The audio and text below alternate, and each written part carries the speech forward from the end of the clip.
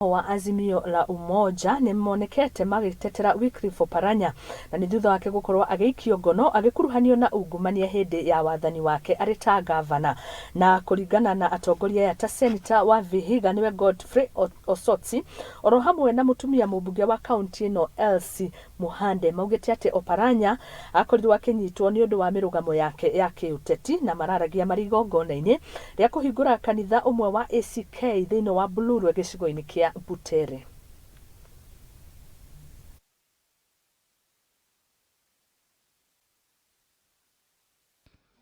Wakakalisha gavana na hakuna kitu waliuliza Sasa sisi tunaona hiyo ni njama ya kisiasa. Hiyo sio mambo ingine, ni njama ya kisiasa. Na kila wakati huyu jamaa anakuja hii eneo letu, lazima asumbue viongozi. Was it necessary kuingia kwa nyumba yake hii ya Mabole? Mama hayuko, baba hayuko, muna ransack nyumba. Mnajua even in the constitution we have a right uambiwe alafu ukue president. Kuna maadui wamezunguka kila mahali. Kuna maadui wanataka kummaliza. Na wanataka kummaliza sio yeye ana makosa yoyote. Wanataka kummaliza kwa sababu ni performer. Na ile performance wamefanya wengine wote wameshindwa kufikia hiyo. Alafu yeye alingarisha Western region yote ikapigia azimio kura. Sasa vile alikuwa amepanga kuja Kakamega ati anataka kusumbua Oparanya.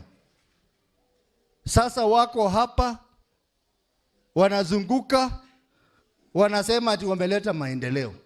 Hakuna maendeleo wameleta, ni siasa wamekuja kupiga.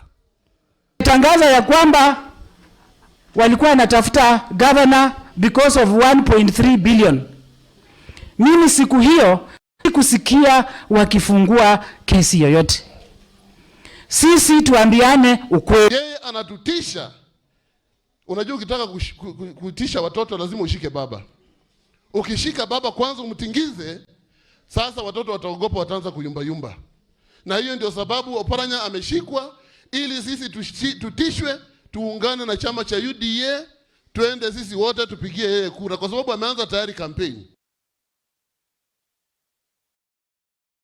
Kumana na riboti yetu kwa guikio ro hanini na ndugathiere mitambo tugicokereria nigukorwo ngikumenyithia mangi maingi hamwe na mendekithia ma gucenjio gwa katiba ni mendekithia